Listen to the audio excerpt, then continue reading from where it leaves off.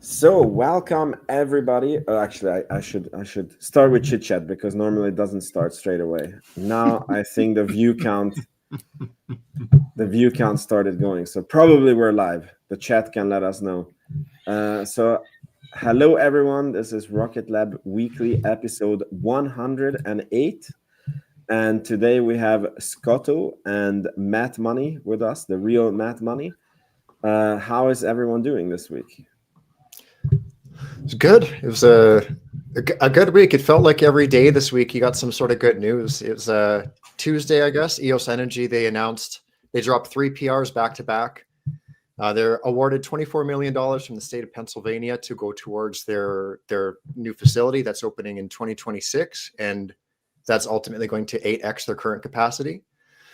And then Wednesday we had Tesla earnings, which is like, nothing too like unexpected there, but I mean, it's good to hear the optimists coming along, the energy division coming along, full self-driving stuff. But like my main takeaway from that was kind of indirectly EOS related as well, because Tesla, they're building their mega packs out of Lathrop and Shanghai, 40 gigawatt hours each for those facilities, and they're talking about a new 50 gigawatt hour facility in Texas, so 130 gigawatt hours total.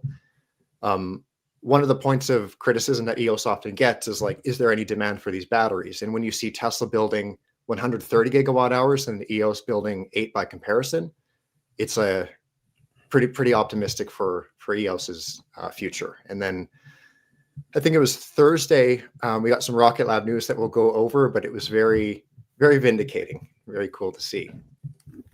But yeah, we'll get to that in a little bit here. Maddie, how was your week?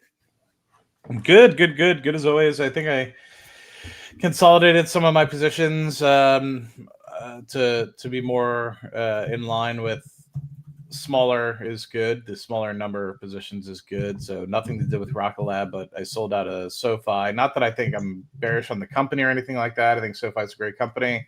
I think they'll continue to do well, but I just have a lot more certainty around Amazon, and so I made that transition. But other than that, continued to keep on with Rocket Lab, and I think last week I bought a little bit more. I think we probably talked about that last week, so I don't have to reiterate it again. But yeah, so far everything's doing well. Awesome. Yeah, I also had a great week. I'm just listening if I hear my kid or Scotto's kid. I don't know. We hear a kid. Mine's making some sounds too. Okay. I was yeah, for the people listening, I might my wife is sick and I might need to run to handle my son. So hopefully it doesn't happen during the stream. But anyways, I had also a great week.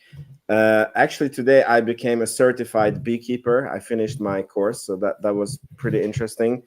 I'm sure on Twitter you have seen my missteps when I get stung and my face blown out, and different body parts blew up. And I got my new iPhone, the new 17 Pro Max, and I upgraded from the 13 Pro Max. So like I waited 4 years to upgrade, and OMG, what a freaking difference. I love the phone. Nice. Cool. Yeah, go ahead. No, I said love it. That's awesome. Yeah. Awesome. So this week we had a very interesting Rocket Lab week. So I want to get right into it. There is some very interesting news to cover. So we start with the standard and boring one, if you will. First, so earnings date was announced. It is the 10th of November. It will be on a Monday. And I'm going to try to see if we can get an interview with you guys know the big boss. And yeah, what are you guys? What are you guys' expectation, and what are you? I like numbers wise. I think we can. It's more Rocket Lab weeklies, so we can cover it in the next Rocket Lab weeklies. But what are you guys looking for in this earnings? Like, what do you think is the most important? It's a good question. I mean, I don't think we'll get too many surprises in terms of launch announcements, because we did just have that batch of 10 that were signed. I think like it kind of seems like they're announcing them as they go through this quarter. Like sometimes it's just they're kind of quiet, and then earnings is out, and they're just like, hey, we got a whole bunch with Black Sky or whoever else. But this one, it seems like they're kind of announcing them as they come up. So I'm not too sure with that. I'm really hoping they announce a certain customer. I don't want to spoil anything later in the episode, but I mean, come on, like at this point, just spill the beans. What are you guys expecting? I think it's going to be interesting, right? So we have another launch planned for the 5th of November. So that'll be the 16th, or sorry, the 21st launch in 366 days. So unfortunately, it'll still be a 20 launch cadence in 365 days, but it'll be nice because that matches the amount of launches that we had in 2024 as a whole. And so for being 16 total launches in year. So I'm kind of curious to see, what kind of guidance we can get if they still anticipate to have 20, or maybe even slightly more, because you think about it, they'll get the 5th one off. Sorry, not the 5th one, but they'll get the 16th one off on the 5th of November, and you have almost 2 whole months left. So hopefully we'll have some guidance on that. And it is still, 2 months left in the year as well. So I feel like that's enough time to know whether or not you're on track or not to be at able to get it on the pad and potentially do some static testing and or launch the Neutron rocket. So hopefully we'll have a lot of details around that. And I'm not necessarily too concerned particularly about the financials of the organization. I feel like right now those are doing well. I just want to know a little bit more about some of these deals, how they're showing up, what future deals we can kind of look to and expect in 2026 and beyond. At this point, I'm fairly confident, unless there's some sort of showstopper, that Neutron is going to be happening within the next 6 months. And so to me, I'm more so looking towards the latter half of next year in terms of when we kind of hit some sort of EBITDA break even or positivity. And I'm not, saying, oh, thou shall or anything like that. I just know it's something that's around the corner, and I'm excited to see it happen, because then we can start figuring out a little bit more about, how do we address the future of the company in terms of stability and not having to tap equity as much as we have been, and diluting shareholders as much, which if they need to, and it's an accretive opportunity, I don't not mind that piece. But so I think that in that respect, I think it's going to be very interesting. In previous 3Q calls, I believe they've given manifests. I think in the 2023 call, they gave the 2024 manifest, and I think everyone held them to it. So I don't know if we could expect one for 2026, because I think everyone's going to kind of be, if they put out a manifest, like, but you said you had, however many launches. But I'd be curious to see if they give any sort of inkling as to, okay, we're on track for, say, 20 odd launches for 2025. Do they think they'll be able to get 20% or 30% or 40% more than that going into 2026? Meaning, are they aiming for the high 20s? Are they aiming for just 24 launches? Are they aiming just to match what they did in 2025? So I think that it'll be a very interesting call, because we get it closer and closer to 2026, which opens up a whole new 12-month window. And I think at this point, everyone's been really focusing towards the end of the year, specifically around Neutron. So very curious to kind of get my eyes off of that. To me, the closer we get to Neutron, the more we can focus on the future of the company, as we've talked about, or at least I haven't talked about it, but Sir Peter Beck and many others have talked about it. This is an enabler to space, right? It's not the end goal. Neutron is really just the beginning.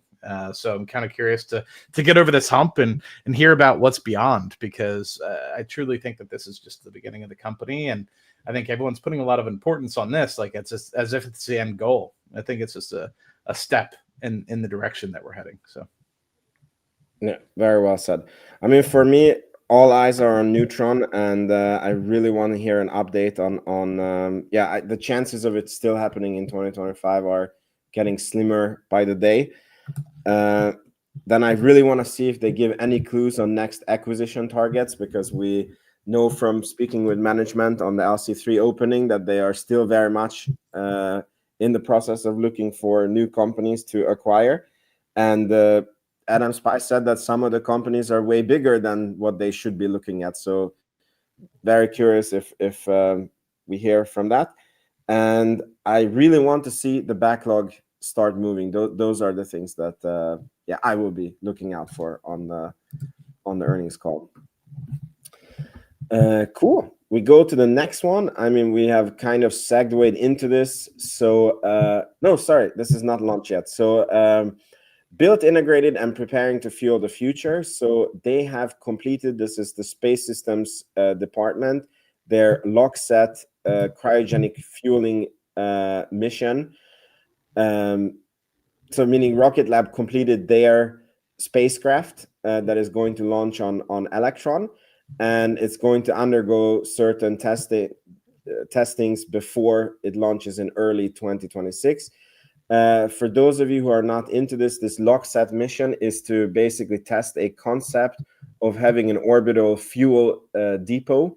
And they're going to, as far as I understand, test the concept of liquid oxygen and how they can have it stay in a cryogenic form, because when you're in orbit, when the sun shines on you, it can get 120 degrees, and when you are in the shade, it can be like minus 200 degrees. And cryogenic means very low temperature, and then I guess they found a way how to keep the temperature of the fuel very even. I don't know if you guys want to comment anything on this, or you have anything to add. No, I mean, it'll be one additional tool to have in their belt for sure. It seems like kind of no matter which mission you look at it, they're constantly learning something new, and they just continue to bring those learnings forward, and it just continues to benefit them. So it's cool to see, and it's cool to be kind of like paid, like R&D that's being paid for Rocket Lab in a sense. So it's cool to see. And what's really interesting. Go ahead. I just want to quickly say that the orbital refueling has never been done. So neither SpaceX nor Blue Origin nor anybody has ever successfully demonstrated this in any meaningful quantity. So it might be something that Rocket Lab does before SpaceX. Yeah, and I think it'll be interesting, right? So the Photon was originally designed specifically for Electron and the ability to kind of launch off of that. And so now that we're kind of thinking about, the step forward, this is, I think, is a step in the right direction just to test something out. And as you kind of think about it, the larger of a satellite that you're able to put up there, the more fuel you'll be able to have. And so I'm kind of curious if this obviously is a stepping stone to potentially larger opportunities and projects. So this will be a good project to kind of start off with. But I'm curious to see how it expands in terms of magnitude, as well as anyway, when we step it up for Neutron and potentially other opportunities as well. But I think it's a great opportunity. Photon, obviously, and Electron being cheaper opportunities to test than, say, utilizing a Falcon 9 or something like that. But eventually the hope is, in my thought, I don't know, I'm just speculating here, that eventually they'll utilize a larger satellite that can be implemented and launched utilizing the 13,000 kilogram cadence, or not cadence, tonnage that is available on Neutron, or at least partially more. All right. Cool. So now we go back into launches. So the next launch has been announced to the 5th of November. I believe this will be the second one this quarter, and this will put the yearly launches at 16. So to reach the 20, we need 4 more launches, and there is plenty of time to do that. Our Scotto here has published what is left in the backlog in Q4 2025, and as you can see, what I count here is 1, 2, 3, 4, 5, and 6 more launches, and we're at 15. So you have it up to 21 launches this year. I don't know if you want to add more color to this, and if there is any, because is there any possibility of surprises being pulled into Q4, or this is kind of what we can realistically expect now? No, this is like the basement, in my opinion, because not shown on the screen. there's like a whole list of 11 more launches that are just simply like 2025 that we don't know. So actually, maybe the 11, sorry, the 11 is inclusive of the ones on the screen. So there could be as many as 11. And granted, like realistically, these are going to be bumped forward. But Maddie, as you were talking about what to expect in 2026, I did a quick count, and we're already sitting at 20 launches expected for 2026. So it's like, it's kind of like a beautiful situation where even if, like, say the launches on the screen are the only ones that happened, all the ones that are just simply listed as 2025 that get pushed forward, now we're looking at an even better comparison between 2025 and 2026. So we already have a nice year-over-year comparison between 24 and 25. And now it's like, just kind of no matter which way you slice it, 2026 is going to be a great year for Rocket Lab. So yeah, plenty, like nothing but upside from here. Awesome. So just to understand, so like when you say that we have 20 expected, it's not including this 11 that you mentioned. So meaning that if we only get 5, then it means 6 gets pushed into. So we would be at 20 this year and 26 expected next year. Yeah. Plus or minus 1. Yeah. It's my late math. Yeah, expect more in 2026 than 2025, and yeah, gonna be a good year. Cool. Matt, anything you want to add to this?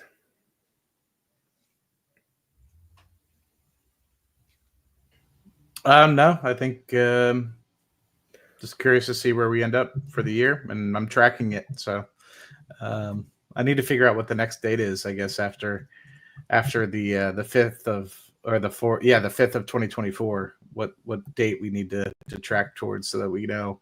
I'll find that out actually right now in the background. Go ahead to the next one. That's cool. In a way, your table is a lot more forward looking than it seems, because like you reach the 20 within 1 year before we reach the year, if you understand what I mean. So I'm more excited about your table moving up into like 21, 22, 23, 24 than I am actually about the launches. But cool. Can't wait to hear your number.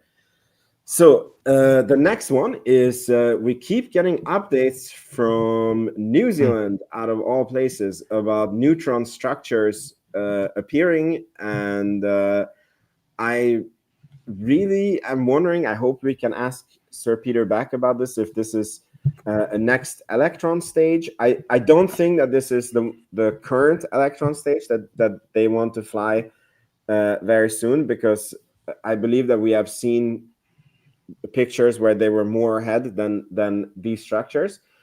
I did a little bit of research because I was like, did I miss that they are automating these machines in New Zealand? I actually didn't know that they are making Neutron parts in New Zealand, and I went back in the investor presentations and I found that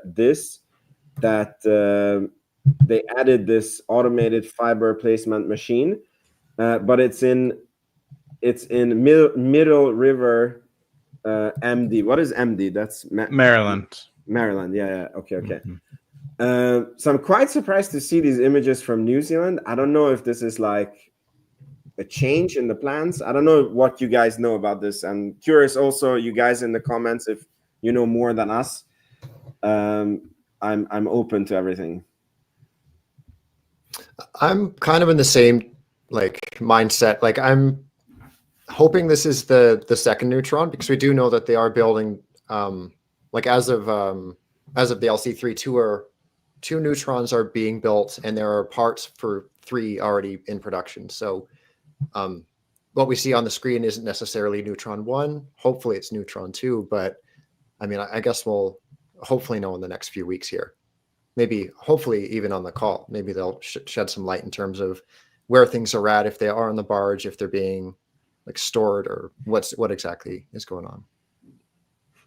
Yeah, it's hard to say. I mean, there's going to be a lot of parts floating around. I mean, I definitely think that they are building a lot of different things, but I think one of the things you need to recognize is you're not building the entire structure in Maryland, like you have to still put it together, and so you might be building certain like pieces of the I guess the hippo fairing and everything like that, like the two slices that come together, but the assembly itself might be done in the particular plant that is seen here.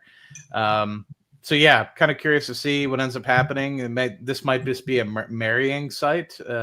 What I mean by marrying site is that this is where they potentially put a lot of these panels together and actually make it an actual stage one complete structure.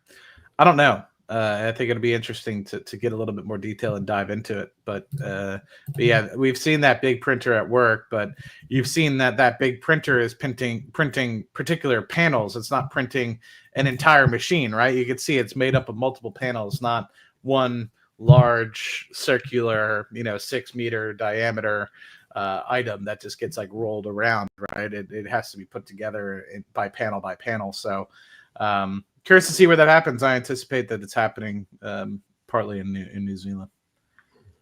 Well, all right. Very, very interesting. So we go to the next one, and that is the big one. That is the title of the show.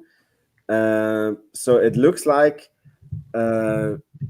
Scotto has confirmed that Rocket Lab does have a contract with Amazon and the Kuiper constellation. Scotto, do you want to explain how you came to this? And yeah, a little bit of I mean, how much time do we got? as much as you want. It's a very interesting topic. I mean, I'll kind of expedite because like there's a long history of the whole Amazon Rocket Lab thing. Because yeah, if you just look at the one data sheet, it's easy to just kind of be like, yeah, maybe it's a coincidence. But I mean, I guess the whole rumor started with Peter Beck during one interview. He was just talking about the customers that he had, and Vince, you might even have that clip, right? Yeah, I can show it. Let's take a look. We'll see where it all started here. Okay, so tell me if there is sound. And then on the space system side, obviously we have probably a lot more commercial with respect to constellation builds with the Global Star contract and VADA and all the. There it was again with the Global Star contract and respect to constellation builds with the. That was very clearly Amazon. Yeah, so I mean, when that first came out, it was like maybe, like it's not impossible, but at the time they were a much smaller company, so it seemed very outlandish to give that sort of any credibility. But then it was in, I guess, late 2024, Rocket Lab updated their 12 Newton meter second reaction wheel. That's their high volume reaction wheel. They updated the data sheet for that, and on there it mentioned that there are 8 PFM units in orbit as of October 2023. Actually, the one on the left there. So PFM, that means prototype flight model. So why that's relevant is in October of 2023, Amazon launched 2 prototype Kuiper sats on an Atlas V. So the simple math there is typically satellites have 3 to 4 reaction wheels. So simply take the 8 reaction wheels divided by 4, 2 satellites. So that lines up, right? And I mean, there are other little breadcrumbs along the way. But then, Vince, if you want to go to the new updated data sheet. So this is dated September 2025. There is now a mention that there are, 416 units. And to make a long story short, you just simply do that divided by 4 reaction wheels per satellite. And this again lines up perfectly with Amazon. So technically it's still not confirmed, but it's to the point where it's like, how many vectors do you need pointing in the same direction for it to be confirmed, right? So as we kind of look ahead, sorry, go ahead, Vince. No, it's so funny that they say 416 plus. So it's technically, we don't know that it could be 420, it could be, yeah. So, but as you said, Yeah, and to take it one step further, the second generation, so second being the generation past the prototype flight model, those first the second generation first flights were in 2025.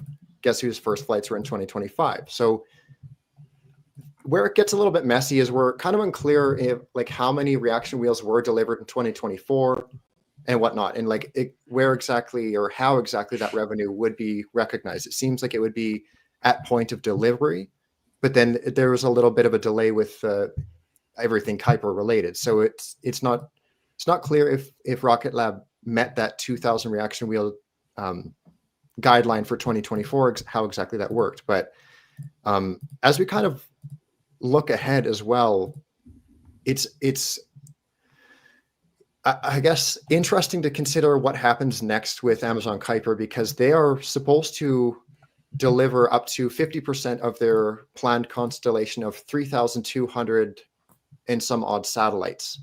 But like 50% of that would be 1,780 satellites. And by the end of the year, they're only expecting to have 203 delivered. So if you kind of roll that forward, I guess all to say is I don't understand how they're going to meet that deadline. And like the whole concern is like the FCC could pull their licenses if they don't get half that constellation up by mid 2026. I just don't see who is going to be launching. So, but yeah, it's cool to have that quasi confirmation of Amazon being this customer again. What are you guys' thoughts on it? I'm very curious. What does it mean financially going forward for the company? Because if we say that, okay, because as you said, like if they should get paid for these upon delivery, and Amazon has ordered the satellites, even if they can't launch them, then they do need to produce 1,000 satellites times 4. That's 4,000 reaction wheels. Give it over and get paid for those. No. Mm-hmm. I mean, the simple math is there are, like I mentioned, there's 3,236 satellites that are expected for this first tier of the Kuiper constellation. So you take the number of satellites, the 3,200, multiply that by 4 wheels per satellite. You're looking at, we'll just round it up nice and even, 13,000 wheels for this first stage of the constellation. Now, where it gets a little bit messy is the average selling price for these reaction wheels. The first data sheet, so this is like even before the first mention of the 8 prototype flight models, the first data sheet, there was originally 2 different versions of this 12 Newton meter second reaction wheel. One was the standard, the other was a rad hard version. So it's just as it sounds like, it's just like it deals with radiation better. So it could be a slightly different orbit. But long story short, the standard model got kind of wiped away, and it's just down to that one rad hard version. Now, the original pricing for these wheels was 100,000 per wheel to 100,000 to 120,000, depending on the model of the satellite. But the issue with that is like, or I shouldn't say issue. Rocket Lab was able to bring the cost to build these satellites down by an order of magnitude, as quoted from Adam Spice. So even if these satellites even if the units were being sold at 20,000 per wheel, multiply that 20,000 per wheel by 13,000 satellites, you're looking at $260 million. So said differently, this is the equivalent of 5 Neutron launches. Just this first wave of Kuiper sats. And keep in mind, these are going to need to be perpetually replenished. So it's not just a one-off thing. This is recurring revenue. So it's very about 5 to 7 years that they'd have to replace. Mm-hmm. So yeah, that's always generally when I look at something that's going into LEO, I'm generally thinking, okay, yes, you get however many per annum, but then in 5 to 7 years you have to replace. So that plays a factor into it, positively or negatively, right? I mean, because you can't just be like, oh, we're putting a satellite into space and saying it's going to last for 100 years, right? It's potentially, depending on where it is, might only be 5 to 7. But if it's really deep orbit, then it might be, closer to 15 or 30. But it really just depends. But I think that's interesting that you've noted this. I'm curious if it's really just more than the reaction wheels. I mean, you think about how much Rocket Lab has been able to acquire in terms of communications and solar panels. It's like I'm very optimistic that Kuiper is likely utilizing other components from Rocket Lab as well. I don't think that people truly understand how wide the Solero umbrella really spans across the space industry. But yeah, this is a really good find, and I know it's something you've been rumoring for quite some time. So great detective work. Thank you. Yeah, it's really great work. I can't take all the credit, by the way. This is like God with damn it, anything Scott! here. Take the credit. No, I'm just kidding. Very cool to see. But by the way, so here's the tinfoil hat question. So why do you think this is not announced or not made more public? Because I mean, it's like we don't know the price of these reaction wheels. What Scotto said, the 20,000 is an 80% discount. I somehow have a hard time to believe that there was an 80% discount on them. So if we go to 60% discount, it's $500 something million, which is currently the yearly revenue of Rocket Lab, which would come in on a stable, reoccurring contract. I mean, it feels like that's something that is, how do you call it, like meaningfully important to know for investors in order to make educated decisions to invest in Rocket Lab, So I why do you think that it's not like, I don't know, even if you can't disclose the customer, that they cannot say that we have gotten such a contract, undisclosed customer? I see the perfect comment. SpongeRob just wrote, "Is it Jeff's ego preventing announcing the contract?" like kind of, honestly. So there's this book called Space Barons, and it goes into the early days of Virgin Galactic, Blue Origin, and SpaceX. What I find fascinating, what I think a lot of people don't maybe realize, is when you look at SpaceX, and you could say like SpaceX has been around since I think 2021, and it's kind of like, well, yeah, wow, look how far they've come. What a lot of people don't realize is Blue Origin's been around for, I think, 1 year less than that, right? Because we look at what SpaceX is doing and what Blue Origin is doing, they're very different outputs, right? But I think Blue Origin is older than SpaceX. Oh, is it actually? I know they're like roughly 20 years both, so something like that. But they're both like multi-decade companies. He meant 21 years, not 2021. Right. The year 2021. Yeah. Yeah, I think it's like 2001 and 2002 respectively, I think. I don't know what I said. I don't know. Either way, 20 years, give or take, for both of the companies. And I found the book really interesting because you don't hear about Blue Origin's history. And the author kind of goes on to detail of they're very, very intentional with you not knowing their history. For what? And I don't understand why, because if you guys remember when Optimus was first shown off, it was literally a human in a robot suit. And people like to clown on that, but it was like, you kind of look at it now, that was a recruiting event, right? Because Tesla went up and the whole agenda was like, we want the best to come work for us.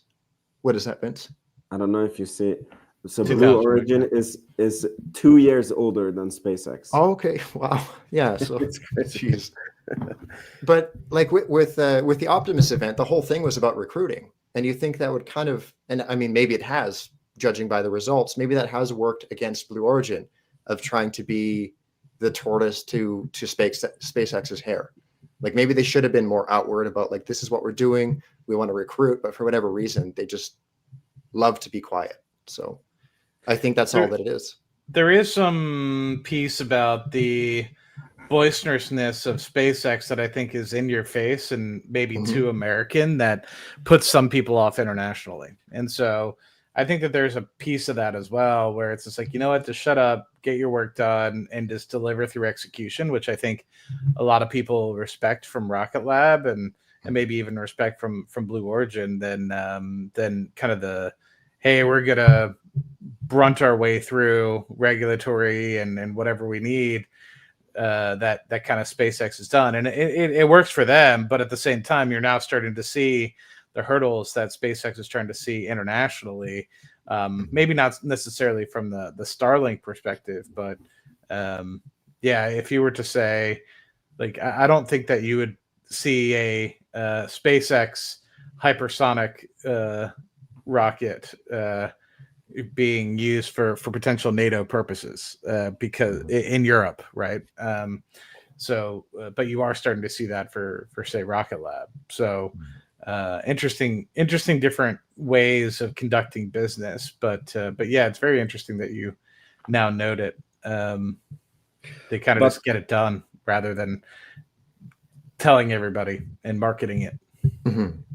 Yeah, I'm going to go on the opposite side of this argument, because I feel that if you look at regulations about having to inform your investors, like, I think that this is such a material contract that regardless if Jeff wants it or not, like, Rocket Lab would have to describe that we have an undisclosed customer. So I think it might be that the contract is in stages, or it's not like fully sure that like as you mentioned, Scotto, that like maybe they become too delayed, and then the FCC cancels it, and then out of an abundance of caution, the contracts are written that it can be canceled at any time. So Rocket Lab is like not because I believe that if they had a contract on their table that is like, okay, you're the supplier for the next 50 years of all the replenishing of all the satellites, I think like Rocket Lab per regulations would have to disclose that to investors.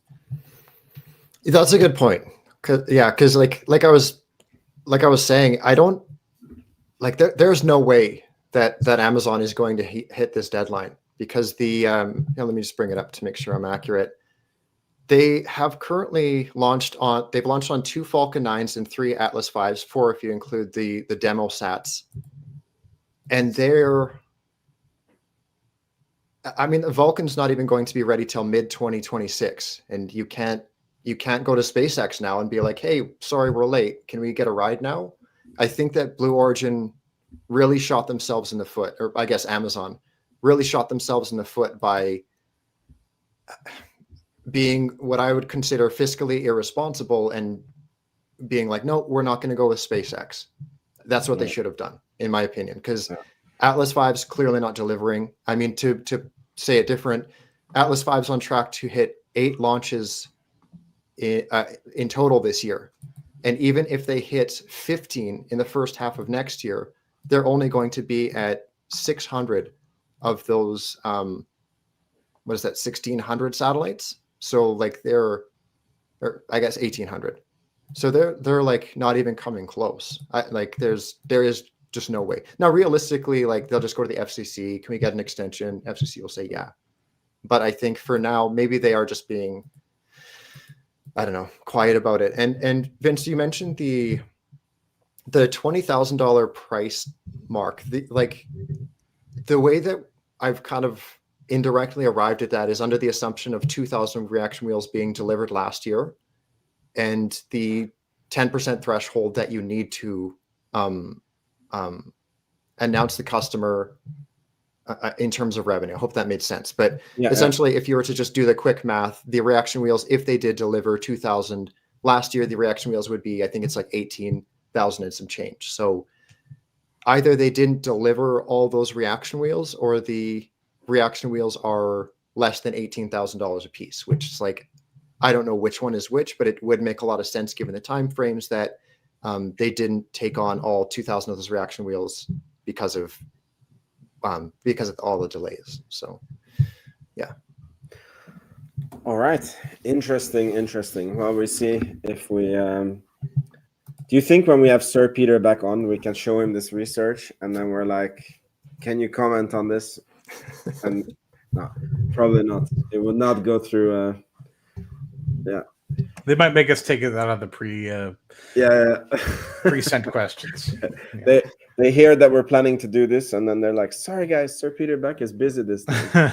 I wonder if we could ask like indirectly, just say like, is there a time frame for when we'll know the customer? Because then at least maybe like just based on the math of like if they do start to get things rolling with the deliveries, well, like we can assume we'll know by the end of next year. I guess it would like kind of have to be outed, right? Like just based on that 10% revenue mark. And I think if you announce it too publicly, then you'll have other people trying to compete, right? Because they might only have had, like you said, like the first tranche of units, like you stated.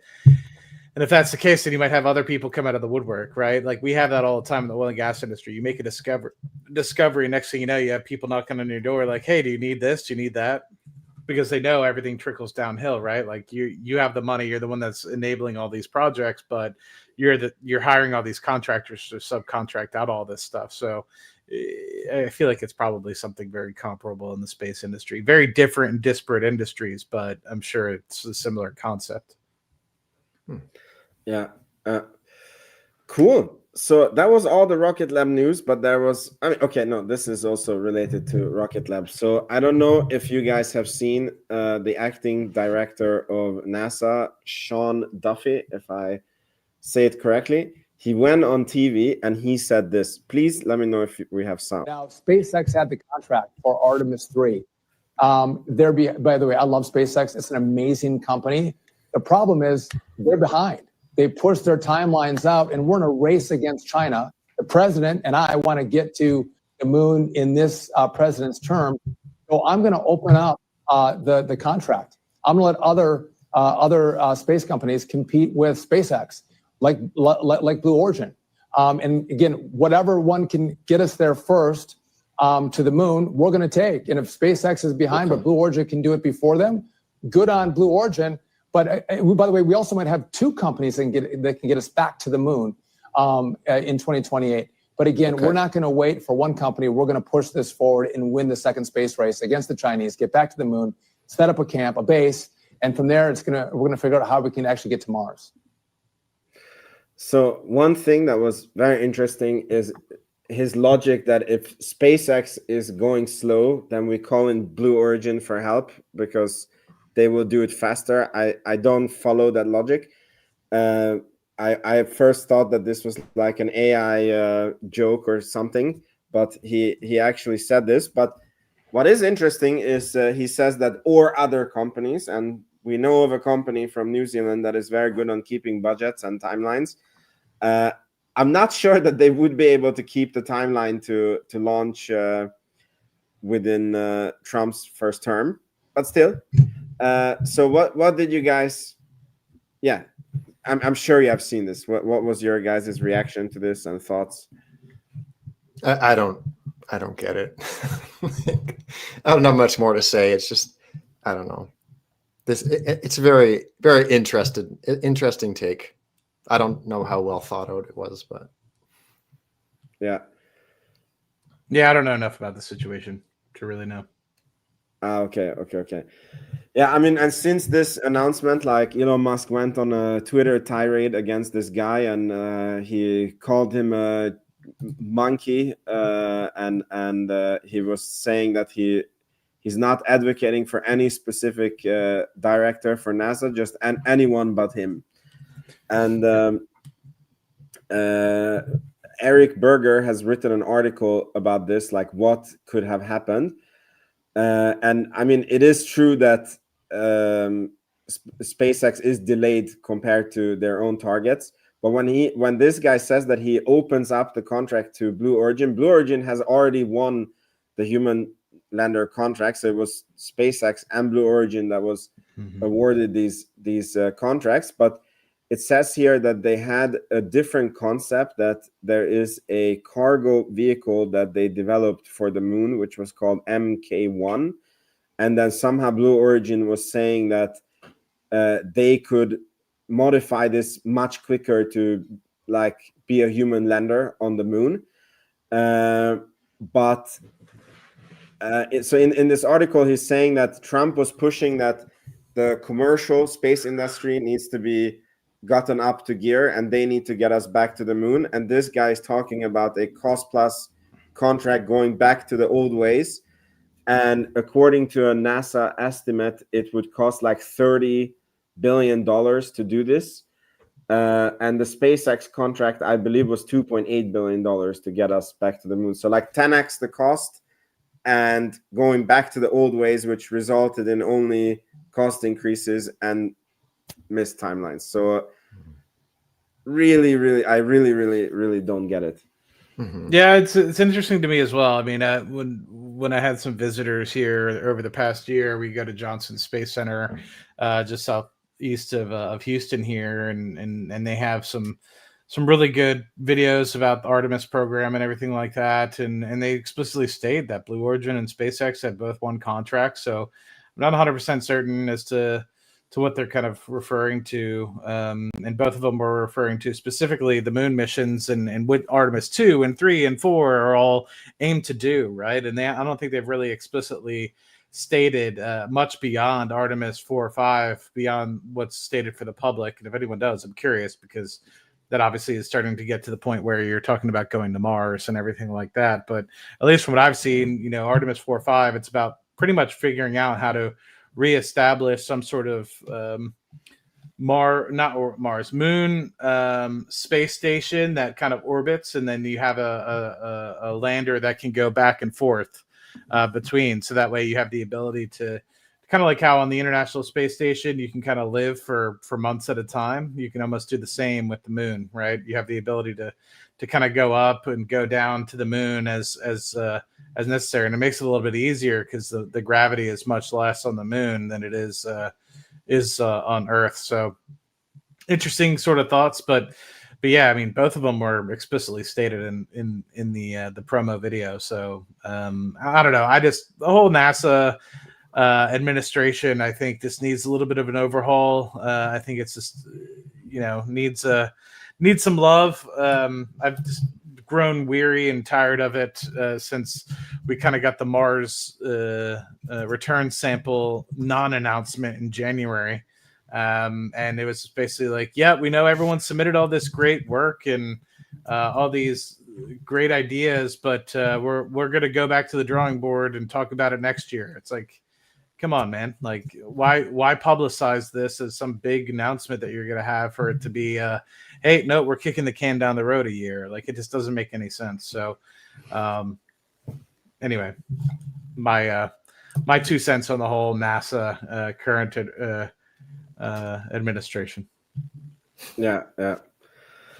All right. Well, okay. Who do you guys want to see as head of NASA? Are we all on the Jared Isaacman camp, or is there someone else that you guys want to see? I like Isaacman. I mean, selfishly, part of me wants him to just stay at Shift 4, but I think that he's how do I say? I think that he has a bigger purpose than just Shift 4. I think I can't think of a better candidate than Isaacman for NASA. I think that now that you have this, so I'm in agreement, by the way, before I go on this monologue. I think you need somebody that has private industry experience that did not grow up in the public sector, because I think there's so much bureaucracy and processes and things like that just need to be stripped out of NASA and stripped out of how we do things in the government, that I think could really streamline the future of what we're potentially going to try to achieve. And I feel like that hasn't necessarily been done. I feel like we've just been removing budget from NASA, but we haven't been restructuring it. Maybe that's coming from a place of ignorance, and I appreciate that.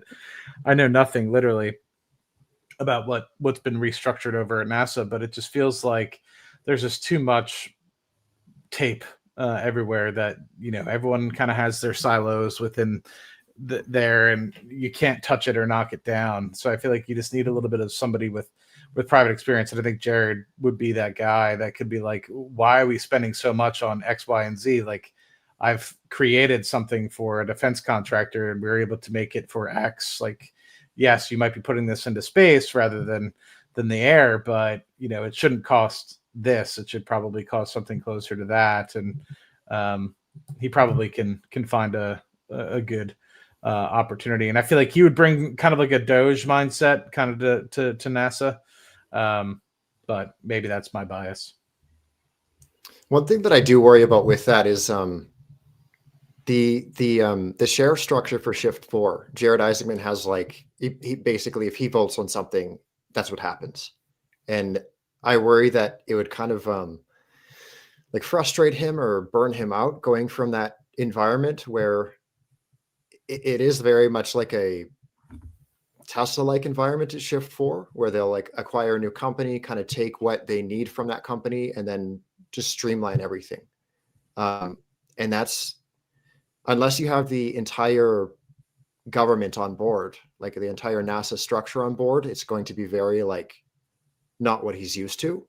That'd be my only concern with that, is just him kind of going into NASA feeling like he's going to make a change and then kind of being held up by bureaucracy. But at the same time, it's like if he's able to surround himself with a team that ideally it's not just Jared Isaacman being brought into the bureaucrat show, right? Ideally, it's like a lot of like-minded people are going to be brought on with him. I think that's the ideal path forward. So that's really the only concern I do have with that. Yeah, I agree with you.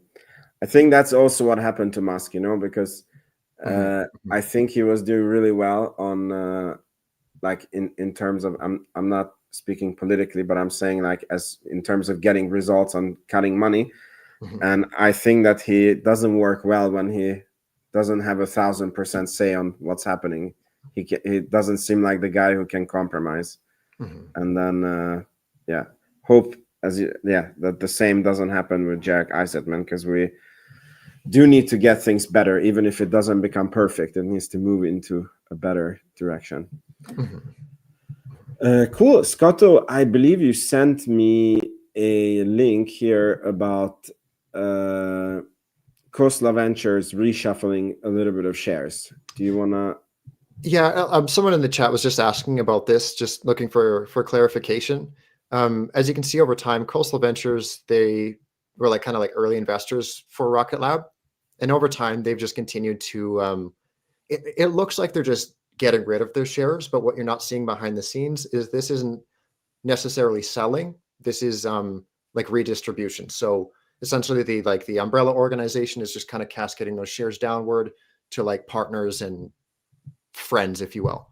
So it looks on paper like it's like a 40% decrease to Khosla Ventures and a 7% decrease for VK Services. But in reality, those are probably just going to the people within the company. Or I mean, like maybe they are just selling them outright too, which honestly you kind of can't blame them. They've been in since like, I think since the SPAC days. So it's kind of not surprising, but it's kind of worth mentioning as well that as their share count continues to decrease, it doesn't necessarily tell the whole story. Yeah. So don't freak out. Yeah. And it's like I think they're just like you can see that's just kind of consistently over time. As soon as that lockup ended, they're just trickling those shares away. So yeah. Cool. Par for the course, really. Yeah, cool. Well, I think this is a great point to end the show for this week, unless you guys want to say something else or mention something else. No, I'm seeing a lot of comments about Redwire. It's going to be an exciting Q3. It's going to be like the first glimpse into like the new and improved Redwire. Like that Q2 print was really ugly because it was all the acquisition costs and whatnot, and that one-time project going over budget. So it's going to be exciting. And as far as if you should buy it or not, I don't do that advice. So, are you buying? Are you? I'm not buying currently. I bought what was it? I think 840 was it? So I've already bought, and that was like just buying back shares that I sold in, I think is right around 20. So that was just kind of buying back in. And I've been toying with the idea of buying the 4 earnings, but I don't think I will because I'm not sure what to expect. If it does fall and I think it's unwarranted, like it wouldn't take me much to to buy after Q3 if there's any sort of weakness. We'll put it that way. All right. And the report is when? I don't next week, think I they've guess. said, but they're almost always like within a day or two of Rocket Lab. So first week of November is safe to expect. Cool. Are you buying anything, Vince? I'm collecting money. That's what I'm doing. I'm actually doing 4 more Airbnbs. It looks like it's like 96% sure. And next year, my income is going to be, it's looking very good. Let's put it this way. What are you planning to buy, and why is it Shift 4? I'm actually probably going to buy Shift 4. That was a very good one. Yeah, for the viewers, we stuck around after last week's episode, and we probably talked for a good 20 minutes about Shift 4. It's yeah. And then it was so funny. Then the next day, I was like driving my son to hockey practice, and I was like watching your old Shift 4 videos. Nice. And then you sent it in the comment chat, like, by the way, check out these videos. And I'm like, yeah, that's pretty good. Yeah, we see what happens. So I'm the dirty bear. I'm hoping that when I have money, the market will be a lot cheaper than it is currently today. But well, it's a marathon, not a sprint, and I think right now we're blessed by a good stock price. But selfishly, like you said, I would love to buy cheaper. And I know a lot of people are like, "Oh my God, they must have like in the money covered calls or something like that." I do not. I just would love to buy more. I'm here for a long time, not for a short time, right? I mean, I want to hold this company, potentially forever. Like if I still believe that there's long-term potential, I don't see a position why I would sell this company, especially with the fact that they're going to be announcing Constellation, more details around it, probably in the next 12 months. I don't see any need to want to take any sort of short-term profits here. It just doesn't make any sense to me. And so I'm willing to, these guys are willing to move on. These guys, you have to think, were invested in the company before it was even a SPAC. And so these guys, they've made their easy money in that respect. And so they're looking to move out and try to figure out what big investments they can make from this. I'm potentially utilizing this as what I can keep for the long term. So, but that's me. I think you have to play your own game, play your own race. Some people should be potentially selling out. Some people should be buying more. I think it really just depends on where you're at in your investing career. But to me, I'm continuing to buy the stock, and I'm curious to see where we go from here. I mean, I find it hard to believe that it'll go much less than 40% down from where we are today. Granted, some macroeconomic thing can really impact it, but to me, the sky's really the limit. In this case, the space is the limit, right? And we all know that space is limitless. So very curious to see where we are 10 years from now and what things are going to be working on then. Cool. Yeah. And I'm trying to be more like Matt every day. Nah, I try to be more like you. Okay, guys. Thank you so much for today. It was a very good episode. Thank you for the audience. And hopefully see you guys next week when I think we dive more into the numbers and what we expect on the earnings. That'll be fun. Yeah. Cool. All right. May your stocks stay green and sky stays blue and stocks stay green. I always mess it up. What he said. Exactly. You know the drill. All right. Yeah. Cool. Ciao, Thank you all. everyone. Thanks, guys.